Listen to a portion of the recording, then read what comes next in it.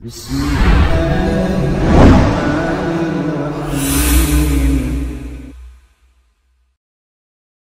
alhamdulillah, wassalatu wassalamu ala ashrafil anbiya'i wal mursalin wa ala alihi wa sahbihi wa man tabi'ahum bi ihsanin ila yaumiddin, amma ba'd. Ikhwani fillah rahimani wa rahimakumullah. Terakhir kita masuk penjelasan iman secara apa? Syara', secara istilah syariat. Intinya dia harus terkumpul 3 rukun, 3 pokok yang kalau hilang salah satunya maka tidak bisa dikatakan sebagai mukmin, tidak bisa dikatakan sebagai muslim. Dan dia adalah qaulun bil lisan, ucapan dengan lisannya, i'tiqad, keyakinan di dalam hati, dan amal, yaitu amal tubuh. 3 ini harus terkumpul. Dan 3 ini mengisyaratkan juga kekufuran itu bisa dengan ucapan, bisa dengan keyakinan, bisa juga dengan apa? Perbuatan. Tapi kalau dia batasi, misalkan iman itu cukup 2, ya berarti ketika ada yang dia lakukan bentuk kekufuran, misalkan perbuatan misalnya nggak masuk, yang masuk cuma ucapan sama keyakinan, ya, terus perbuatan dibuang, dipahami ya. Jadi hanya membatasi nanti kekufuran itu ima cuma dengan lisan atau dengan hati saja. Perbuatan apapun dari kekufuran yang dilakukan nggak masalah.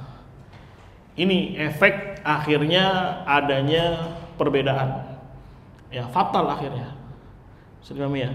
Misalkan antum cuma memasukkan 1 saja, hati misalkan, seperti orang-orang Jahmiyah atau orang-orang Syairah.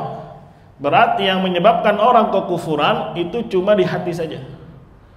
Ucapan gak ngaruh. Atau mau bilang apapun kekufuran dalam ucapan gak ngaruh. Begitu juga dalam perbuatan apapun yang kufur, maupun menginjak-injak Al-Quran, mencela dan seterusnya, dari bentuk istihza, ya maka tidak masalah. Karena menurut dia iman itu dibentuk hanya dengan 1 apa? 1 unsur, 1 inti. Selama ini ada di dalam hatinya, maka dia menjadi apa? Muslim. Kalau Jahmiyah, iman menurut dia cuma ma'rifah.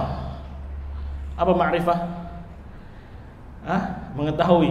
Jadi dia sekedar mengetahui Allah Rabbnya, selesai Muslim dia. Enak kan? Enak Pak? Udah gitu aja dah. Ya tapi kan nggak begitu konsepnya.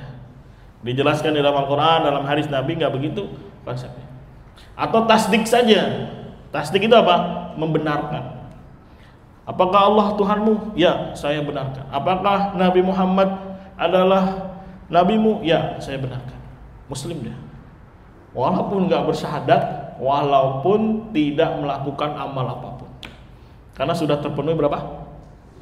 1 apanya? Unsurnya. Selesai. Enak kan? Enak atau enak? Ya, makanya jangan dianggap ya ringan dalam masalah ini, karena berkaitan dengan iman kita. Ya, gara-gara ada pondasi yang rusak, nanti ke atasnya akan menjadi apa? Rusak. Akhirnya misalkan orang diajak sholat, ayo sholat. Sholat nomor berapa? Nomor 2. Yang penting sudah bersyahadat, yang penting sudah yakin Allah Tuhannya, Rabbnya, selesai. Yaitu ucapan masyhur dari anak kecil itu. Orang diajakin sholat, dia bilang apa alasannya? Sholat nomor berapa? Nomor 2. Maksudnya ini apa? Ya ini ada pemikiran-pemikiran yang rusak, sehingga apa? Cukup orang dikatakan muslim, dikatakan mukmin hanya dengan 1 poin atau 2 poin. Sisanya kalau nggak ada, nggak masalah. Ya, dan ini memang masif penyebarannya.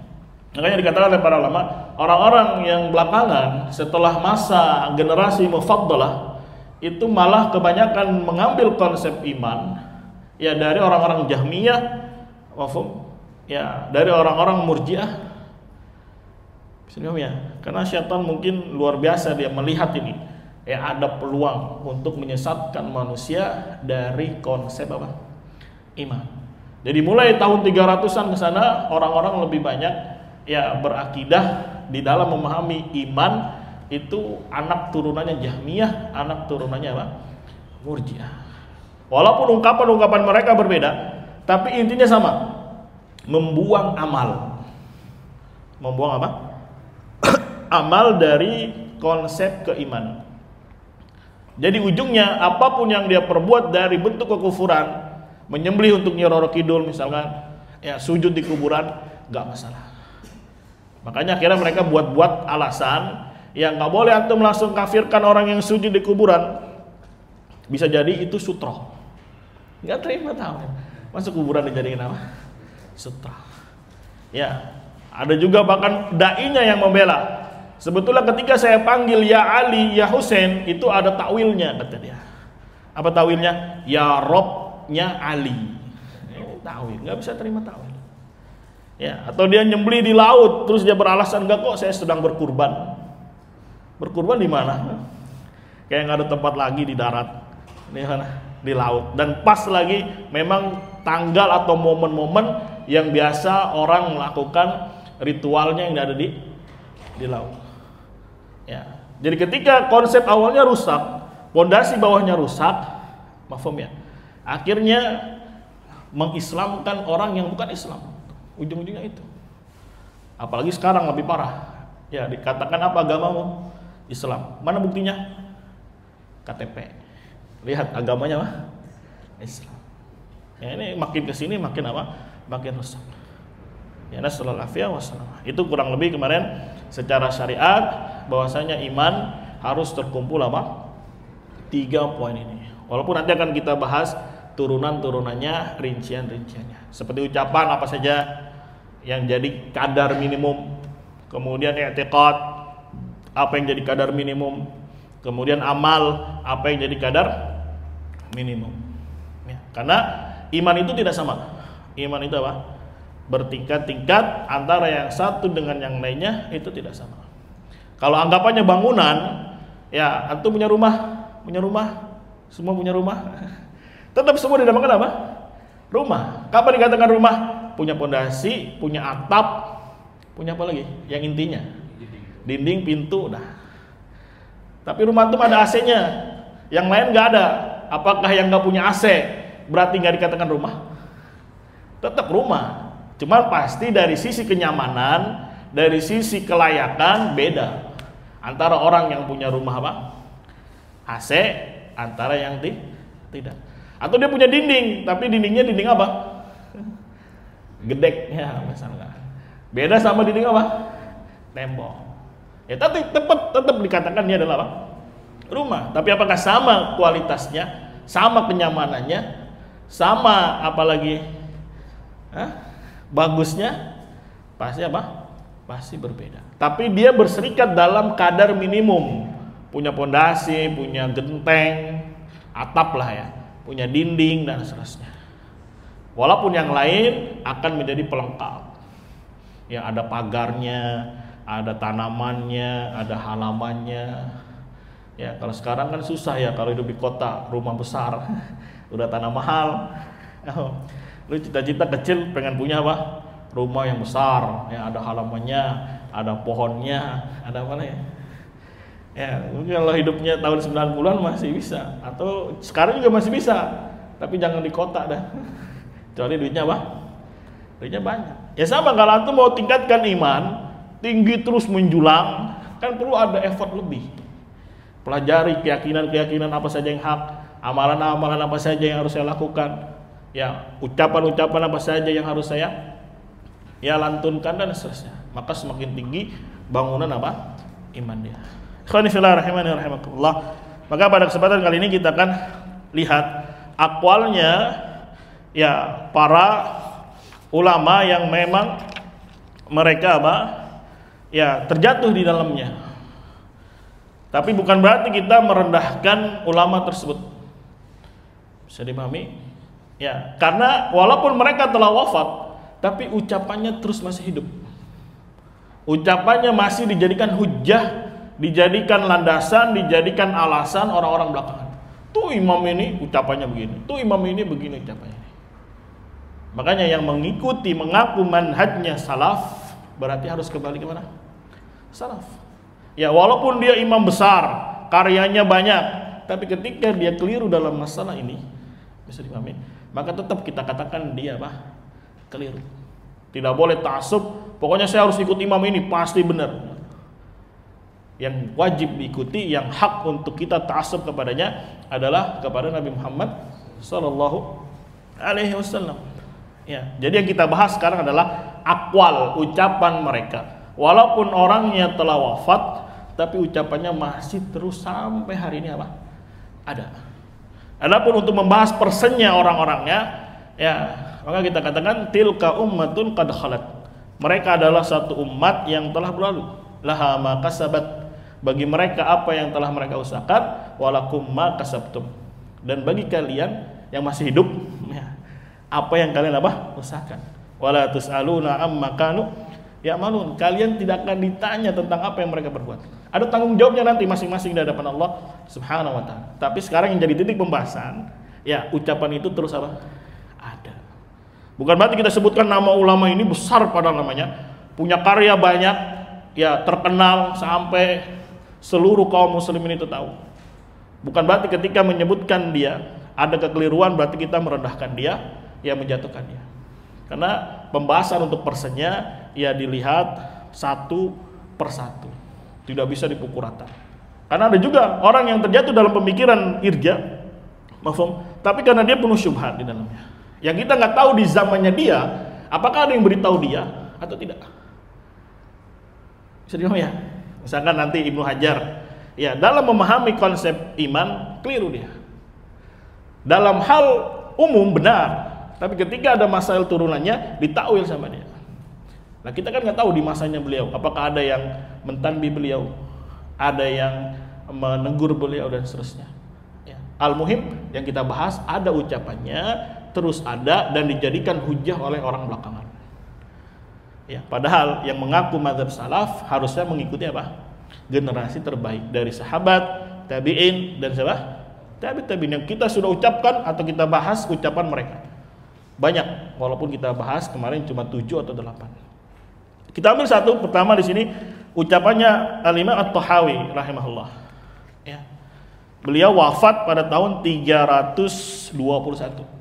Jadi wafatnya sudah di masa generasi terbaik sudah selesai. Nah, Imam Tahawi ini ma'ruf memang dalam masalah iman mengikuti gurunya atau ya ke atasnya itu Abu Hanifah. Makanya beliau mengatakan wal imanu huwal iqrar bil lisan. Kata beliau iman itu cukup pengakuan dengan lisan. Wat tasdiqu bil janan, dan membenarkan di dalam hati. Bisa dipahami ya? Wa bi jami'i ma sahha an Rasulillah sallallahu alaihi wasallam minasyara' wal bayan kullu haqq.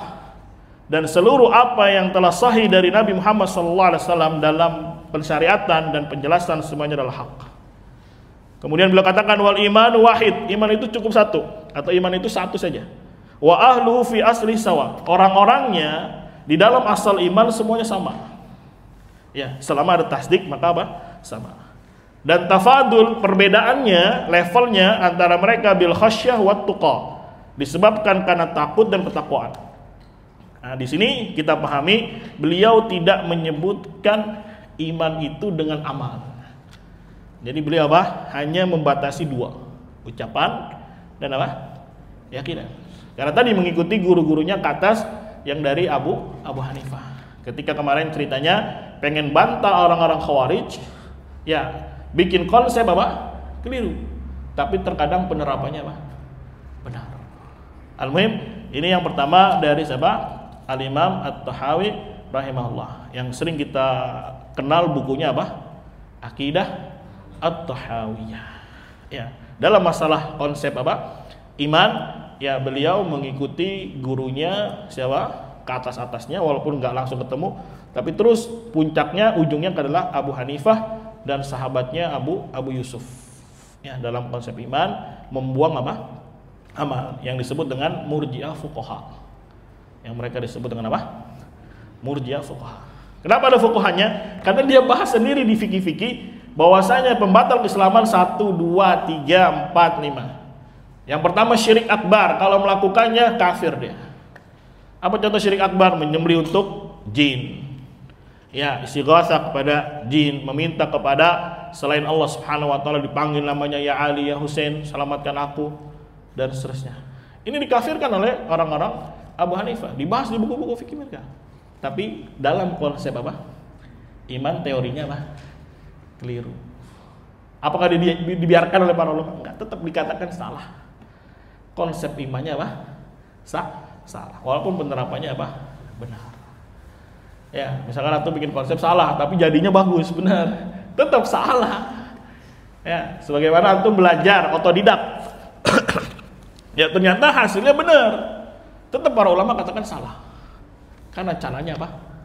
Caranya salah. Karena belajar itu bukan otodidak. Belajar itu apa? Talaqi. Dia sama gurunya siapa, gurunya ketemu siapa, dan seterusnya. Ya, tidak boleh dia cuma baca sekedar buku, walaupun ternyata hasilnya benar, maka tetap dikatakan caranya apa? Salah. Kita lanjutkan yang kedua, perkataannya Abul Hasan Al-Asy'ari. Ya, beliau wafat pada tahun 350. Abul Hasan Al-Asy'ari. Dan menariknya beliau ini punya tiga fase kehidupan beliau dalam berakidah. Pertama, Mu'tazilah.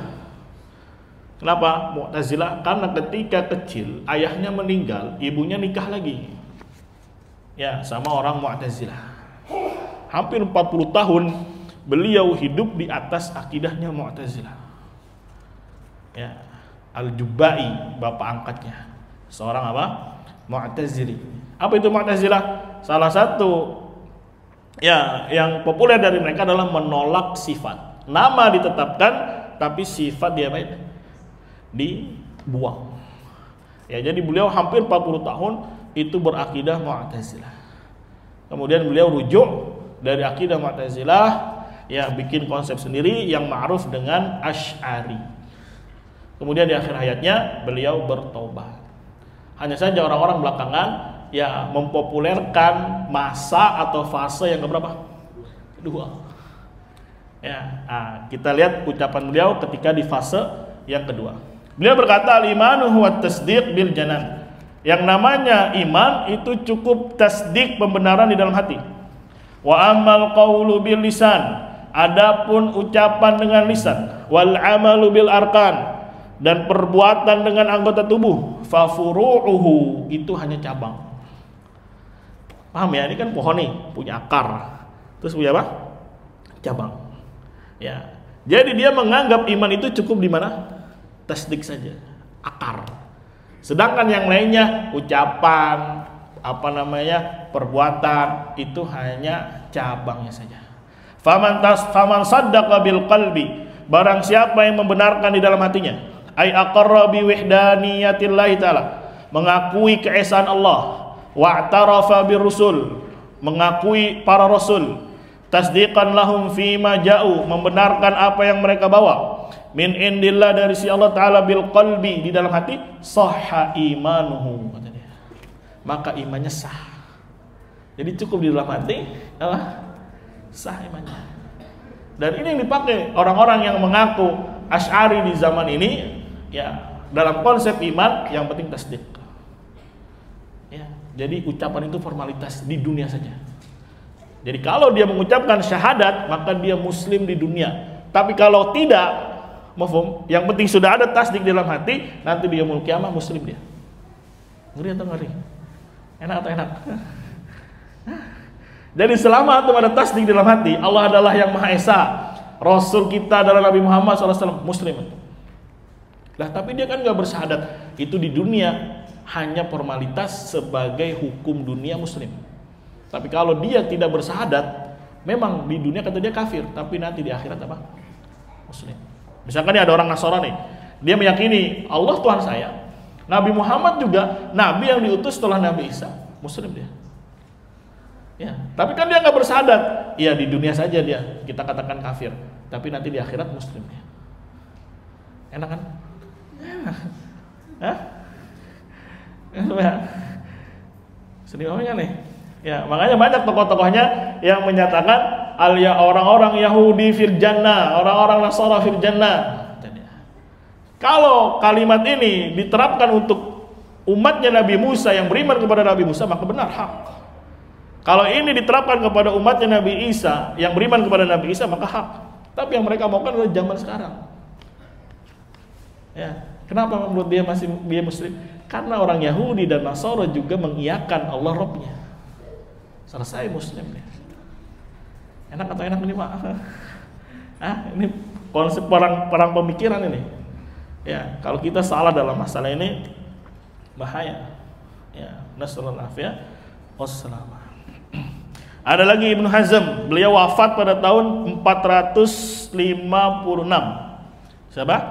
Ibnu Hazm, seorang ulama dari Andalus. Di dalam kitab beliau Muhalla, beliau punya kitab namanya Al-Muhalla. Beliau ini menarik ya, belajar di usia sudah tua dia, tapi gigih sekali. Ya, disebutkan sekitar umur 40 tahun baru belajar. Tapi paling top bahasanya. Ya, dipuji oleh para ulama, bahasanya tuh indah kalau nulis buku. Padahal orang mana dia? Andalus. Mana Andalus? Spanyol. Ya, dalam keadaan belajar usia berapa? 40. Ya, yang belum 40 tahun ini harusnya sangat udah lebih ini udah 50. Ya apa, nggak ada waktu terlambat. Sudah ya. Apa kata beliau? Wa man dayya'al a'mala kullaha, barang siapa yang menyia-nyiakan amal seluruhnya, fahuwa mu'min asin, maka dia mukmin tapi bermaksiat. Naqisul iman la yakfuru, dia itu imannya rendah, turun tapi tidak kafir. Kenapa? Al-muhim iman itu cukup di mana? Hati dan apa? Lisan. Ucapan atau perbuatan itu nggak masuk. Sebenarnya, selama antum punya atap katanya, punya dinding, walaupun nggak punya pondasi, punya rumah berarti. Nggak begitu konsepnya. Selama ada dinding dari apapun itu ada atapnya, rumah. Gubuk itu namanya, bukan rumah. Ya, nggak layak dikatakan sebagai apa? Rumah. Bisa dimahami ya? Siapa lagi? Sini kita ambil perkataannya Al-Ghazali. Beliau wafat pada tahun 505 Hijriah.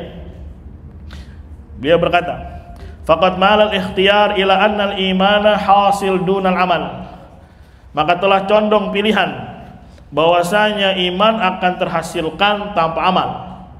Wa qad ishtahara 'ani salaf qauluhum, dan telah tersebar masyhur dari salaf ucapan mereka, al-imanu aqdun, iman itu akidah, wa qaulun, ucapan, wa amalun, dan perbuatan. Bagus ini, bagus, karena emang ini sudah tersebar, ya sudah ijma. Bahkan Ghazali sendiri mengiyakan itu benar. Tapi jangan senang dulu. Apa kata beliau? Fama ma'nahu, apa maknanya?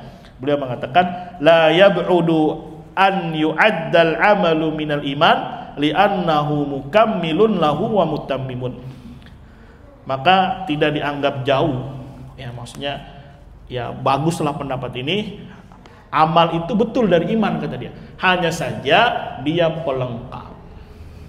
Jadi ini takwil namanya. Ya, ini masih mending Imam Ghazali ya, mengiyakan ijma, hanya saja ditakwil. Betul iman ada amal, tapi amal bukan inti, tapi sebagai apa? Pelengkap. Ya, namanya pelengkap. Kalau nggak ada gimana? Nggak masalah. Ya AC misalkan, ini inti atau pelengkap? Hah? Pelengkap ya. Kalau rumah kita nggak ada AC-nya, jadi rumah. Ya, bahkan katanya kalau pakai AC orang kaya. Ya berarti orang wah ini. Walaupun sekarang AC ya biasa aja sih. Apalagi kalau di Arab, ya AC itu udah kayak kipas. Ya. Tapi kan dia bukan inti dari rumah, dia hanya sebagai apa? Pelengkap. Nah ini namanya takwil. Ini namanya apa? Takwil. Dan menariknya mereka mengiyakan ijma, hanya saja amal di sini bukan inti katanya. Dia sebagai apa? Pelengkap. Dan ini juga yang dikatakan oleh siapa? Al-Imam Ibnu Hajar rahimahullah. Beliau wafat pada tahun 852. Ibnu Hajar Al-Asqalani meninggal pada tahun 850 berapa? Ya, beliau berkata di dalam Fathul Bari di sini jilid 1 halaman 46. Fasalafu qalu, generasi salaf berkata, huwa i'tiqadu bil qalbi, iman itu keyakinan di dalam hati, wa nutqun bil lisan, ucapan dengan lisan, wa amalun bil arkani, beramal dengan anggota tubuh, wa aradu bidzalik, yang mereka maukan oleh generasi salaf, annal a'mala syartun fi kamalihi, amal itu hanya syarat pelengkap. Jadi ditakwil ini namanya. Makanya ya untuk kasusnya Ibnu Hajar tidak langsung ditabdi' karena masalah iman secara utuh memang ini perkara zahirah. Tapi ada masail turunannya yang dianggap oleh para ulama itu khafiyah. Ya, ketika orang terjatuh ke dalamnya tidak serta-merta langsung dicap sebagai apa? Murji'ah. Terlebih Ibnu Hajarnya sudah wafat. Makanya para ulama beristihad membaca kalamnya dia seluruhnya. Ada yang beristihad ya membelanya, ada yang memberikan uzur dan seterusnya.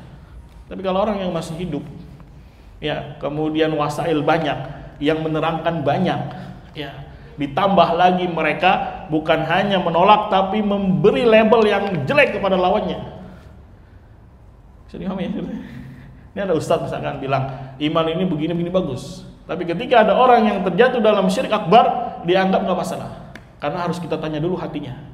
Berarti ujung-ujungnya kekufuran itu cuma di dalam apa? Hati. Ya. Sekarang apakah tidak ada ustadz lain yang menjelaskan? Kalau masalah Ibnu Hajar kita kan nggak tahu. Untuk tahu sejarah ya silahkan baca, kaji sendiri kalau tahu. Kalau enggak, ya sudah kita bahas fokus di mana ucapan beliau. Adapun orangnya kita nggak sanggup untuk menilainya. Pertama dia telah wafat, ya udah serahkan kepada para ulama. Ya tanya misalkan Syekh bin Baz pernah ditanya, bagaimana tentang Ibnu Hajar? Ya beliau mengatakan beliau ahlul hadis. Ya, tapi di dalamnya ada beberapa takwil yang dilakukan oleh beliau. Cukup, selesai. Ya, tapi apakah beliau tidak membantah ucapan yang berbau irja? Dibantah oleh beliau. Ya, begitu juga orang-orang yang masih hidup. Ya, ketika di zamannya beliau jadi mufti, beliau beberapa kali mengeluarkan fatwa yang membantah dai-dai yang menyeru kepada irja, seperti Murad Syukri dan yang lainnya. Dikeluarkan beberapa ya edaran fatwa bahwasanya pemikiran ini adalah pemikiran irja. Ketika amal dibuang, cukup lisan, cukup hati, kata dia dikatakan selesai. Enggak, itu pemikiran irja. Bisa dipahami ya? Ya, makanya kadang bahasana itu ya lebih halus, terpapar. Ya, untuk dai-dainya.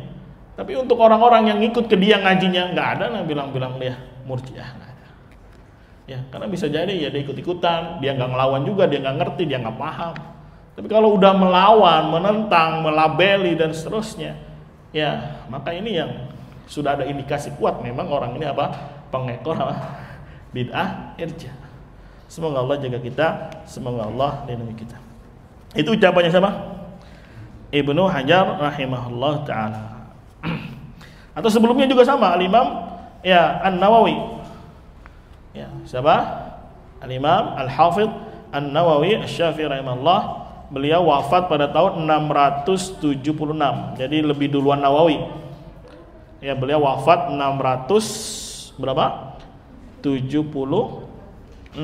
Dan usianya muda, berapa? Sekitar 45 tahun atau enggak sampai 50. Imam Nawawi. Beliau berkata, aslul iman fil lughat tasdiq. Asal iman di dalam bahasa itu cukup tasdik, itu membenarkan. Wa fi syara' tasdiqul qalbi wal lisan. Membenarkan di hati dan lisan saja. Jadi cuma dua. Jadi cuma apa? Cuma dua. Sekali lagi ini ucapan yang keliru, wajib diperhatikan, berhati-hati darinya. Wa dhawahirus syara' tutliquhu 'ala al-a'mal kama waqa'a huna afdaluha la ilaha illallah wa akhiruha imatatul adza 'anit tariq. Waqad qadimna anna kamalal imani bil a'mal. Al-muhim kita garis bawahi kata beliau, kesempurnaan iman itu dengan amal. Jadi amal itu hanya sebagai apa? Penyempurna. Semoga bisa dipahami ya. Ya, jadi sekali lagi konsep iman itu apa? Apa konsep iman? 3 unsurnya. Apa aja? Ucapan, i'tiqad, dan apa? Amal. Rinciannya nanti pelan-pelan saja. Nanti muntaber nanti banyak. Ya, ada beberapa ulama-ulama belakangan, lihat kebanyakan di belakang 300-an. Ya, keliru di dalam memahami apa? Konsep imam. Padahal mereka kan imam, iya betul imam. Tapi bisa jadi imam itu juga manusia, bisa keliru. Bisa diterima ucapannya, bisa juga apa? Ditolak, tidak masuk. Hikmah Allah Subhanahu wa taala supaya ketika orang-orang datang belakangan, ya diuji oleh Allah, mau ikut siapa kamu? Mau ikut generasi salaf atau imam-imam? Sedih ya. Dulu pernah Abdul Somad, ya Imam Abul Hasan Al-Asy'ari adalah imam dalam akidah. Ya, karena dia mengumpulkan semua mazhab, kemudian dirangkum. Ya, kalau mau pinter-pinteran, cerdasan mana Abul Hasan Al-Asy'ari dengan sahabat? Ya, dia bangga memunculkan tokohnya. Seharusnya kalau mau memunculkan tokoh, orang yang paling belakangan yang dekat dengan Nabi Muhammad SAW, bukan orang apa? Belakangan. Terus apa bedanya dengan orang yang mengaku salafi, ya tapi mengagungkan ucapan-ucapan ulamanya, padahal jelas-jelas menyelisih? Kan sama podo aja. Ya, kayak kasus kemarin misalkan Anda bikin podcast menjelaskan tentang Syekh Albani, sama Syekh Albani di masa beliau pertama kali munculnya di dalam memahami konsep iman sama keliru. Ya, beliau menyatakan amal itu hanya pelengkap. Ya, dituduhnya Anda mencela Syekh Albani. Anda nggak ada mencela Syekh Albani sedikit pun. Tahu mencela sama menjelaskan nggak? Kalau mencela Anda kata bun. Ya, karena cuma bawa kalamnya para ulama. Terus dibilang lu sok gede lu ngomong-ngomong masalah besar. Ini konsep ini, kaidah ini, kalau masailnya sedang terjadi, maka orang-orang kecil diam aja nungguin. Biarin yang ngurusin siapa? Para ulama. Sekarang masalahnya masih terjadi apa sudah selesai? Sudah selesai. Ibaratnya gini, ada kebakaran dahsyat besar. Antum orang kecil nggak bisa apa-apa, nggak punya air, berani masuk nggak? Ngapain aja kerjanya? Nonton, tungguin belangwir datang, tungguin pemadam kebakaran datang. Jadi ya, datanglah pemadam, kemudian dianalisa sama mereka, ternyata penyebab kebakaran ini konsleting misalkan.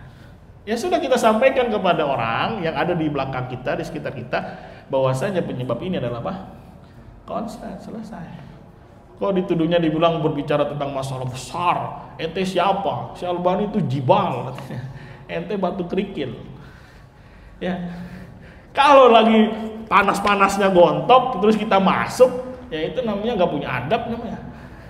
Siapa lu ya? Tapi ini masalah udah selesai. Masalah sudah dijelaskan oleh para ulama dan begitu hikmah. Ya, tidak ada sedikit pun para ulama ketika itu menyebut nama Syekh Albani. Ya, hanya menyebutkan pemikirannya saja. Dan alhamdulillah ya tersebarlah ya ada fatwanya beliau ketika ditanya ya orang yang mencela agama, menistakan agama, kufur atau tidak? Beliau jawab kufur. Padahal jawaban terdahulu dirinci sama beliau. Kufur ada dua, kufur lisan sama kufur hati. Ya, yang dia ucapkan hanya kufur lisan, nggak masalah kata beliau. Yang penting hatinya masih apa? Mengimani Allah Subhanahu wa taala. Nah, ini berbau-bau apa? Irja, tapi pas di belakangan di akhir hayatnya ya beliau mengatakan kufur ya. Bisa dipahami ya? Tapi yang diambil malah pendapatnya siapa? Syekh Albani yang duluan. Yang belakangan diapain? Gak diambil. Apa bedanya mereka dengan orang-orang yang mengaku ikut Abul Hasan Al-Asy'ari? Sama. Hah? Ada bedanya? Jadi ini. Ya, jadi kalau mau insaf, ya kita baca kalamnya para ulama, kita lihat kilasnya, kita lihat sejarahnya. Ya memang seperti itu. Bahkan Syekh Fauzan sendiri mengatakan masuknya fitnah irja di dalam Saudi dibawa oleh Syekh Albani rahimahullah ta'ala. Kemudian para ulama ya merembuk, ya menghadirkan Syekh Albani, diskusi, debat dan seterusnya. Alhamdulillah ya kena dalam artian beliau rujuk dalam pendapatnya yang lama. Dan ini diakui di buku-bukunya murid-muridnya beliau di awal dakwahnya memang dalam masalah konsep iman itu apa? Membuang amal.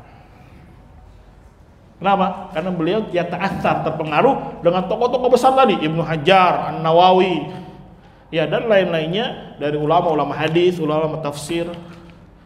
Ya, bisa dimahami. Ini yang harus dipahami ketika berbicara tentang masalah iman. Karena masalah iman ini kalau tidak disebutkan tokohnya, bias aja deh. Kita sebutkan ada tokohnya, sekali lagi bukan untuk menjatuhkan mereka. Mereka umat yang telah terdahulu, ya punya hisab yang tersendiri. Sedangkan kita yang masih hidup ini yang harus wanti-wanti. Ya, mereka luar biasa amalnya, tapi kita, ya hanya saja tadi ucapannya ini digaungkan, ucapan ini dihidupkan, ucapan ini diangkat. Maka perlu dijelaskan, diedukasi bahwasanya yang seperti ini fatal, keliru. Bisa dipahami ya? Hah? Ada pertanyaan sampai sini? Fadhal. Ya, ayo. Bagaimana sikap kita menyikapi tentang para imam-imam ini yang keliru dalam menyampaikan iman? Apakah kita tidak mengambilnya tentang iman saja ataukah di bidang yang lain kita tetap ambil dulu? Ya tadi kata Allah, tilka ummatun qad khalat. Mereka umat yang telah lalu. Mereka punya amalnya masing-masing, ya sedangkan kita mafhum yang masih hidup, yang ini yang harus kita usahakan. Mafhum.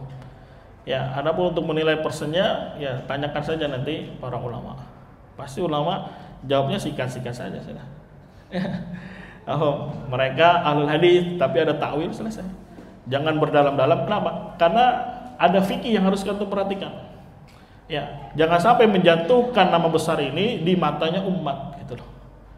Ya, walaupun mereka juga punya rincian sendiri, tapi tidak semua ilmu itu harus disampaikan, tidak harus diucapkan. Ya, sebagaimana Syalbani ketika menyikapi Syekh bin Bas menyikapi Syalbani, tidak ada sedikit pun disebut nama Syekh bin Bas. Karena beliau punya nama besar. Ketika itu, pengikutnya banyak. Bisa dipahami ya? Ya, paling sindir-sindir aja. Ya, ambil ucapannya, sikat. Gitu.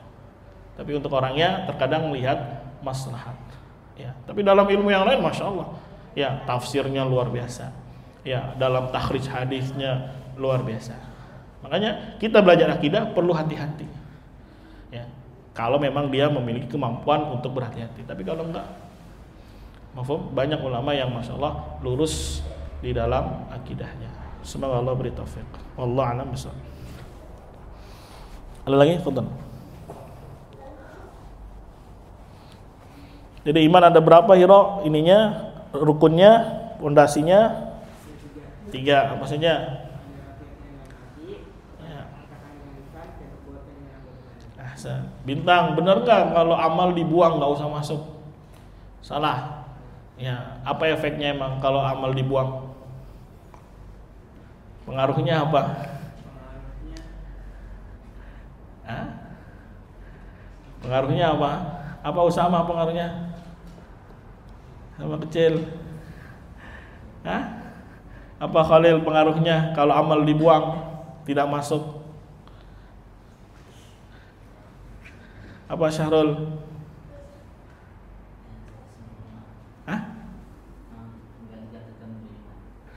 Pengaruhnya nanti amal apapun yang dia kerjakan dari kekufuran nggak masalah. Itu pengaruhnya. Padahal itu masalah. Ya, ucapan mengatakan Isa anaknya Allah itu ucapan kufur. Mengejek, mengolok-olok itu ucapan kufur. Tapi ketika iman cuma dibatasi dengan apa? Hati nggak masalah. Ya, makanya kemarin ada yang ramai itu, mafhum di YouTube, ya bikin dewan fatwa, kemudian ditanya tentang hukum orang yang istihza. Ya, padahal sudah jelas ijma orang yang istihza hukumnya kafir. Ya, la ta'tadiru qad kafartum ba'da imanikum. Jangan kalian minta udzur, kalian telah kufur. Ini dikatakan apa? Enggak boleh langsung dikafirkan. Tanya dulu hatinya. Nah, ini berbau apa namanya? Ya karena tadi konsep awalnya iman itu cukup di mana? Di hati. Jadi mau ngomong apapun, mau berbuat apapun nggak masalah. Makanya ada kaidah dulu kita awal-awal ngaji, nggak boleh kita mengkafirkan seseorang kecuali harus didudukkan dulu, ya ditanya dulu, ya dan juga nggak boleh ente harus ulama. Kalau begitu nggak ada dunia ini yang kafir. Padahal ya haknya ulama itu ketika dalam masalah yang samar kita tidak boleh maju ke depan untuk mengkafirkan dia, ya, karena itu perkaranya jelimet samar. Sedangkan perkara-perkara yang jelas dan antum tahu ilmunya, orang yang menyekutukan Allah, berdoa kepada selain Allah kufur, ya berarti orangnya juga apa? Kufur. Hanya saja angkat suara tidak melazimkan karena lihat maslahat. Ya, misalkan ada orang nih antum kenal, namanya siapa namanya? Bambang Langi, ya, Bambang Langi. Ya.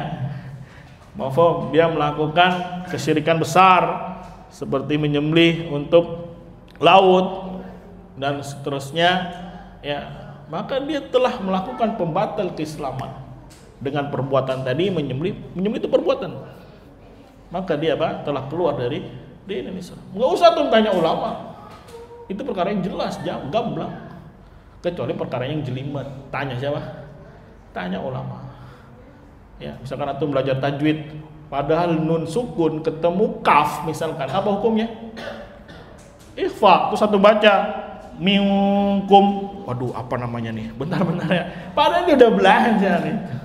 Dibaca terus, udah tahu namanya ikhfa, tapi kenapa masih ragu? Tanya lagi. Ya, ini dalam perkara-perkara yang jelas. Makanya kalau antum perhatikan contoh-contohnya, ya, seperti apa? Berdoa kepada selain Allah, nyembelih untuk jin, istighosah kepada jin, itu perkara-perkara yang gamblang. Tidak disebutkan khauf, karena khauf juga dia bagian ada kekufurannya, tapi kan kita nggak tahu dia khaufnya apa, karena khauf ini masalah hati. Apakah khaufnya tabi'i, apakah khaufnya muharram, ataukah khaufnya yang syirki, gitu kan dalam hati kita nggak tahu.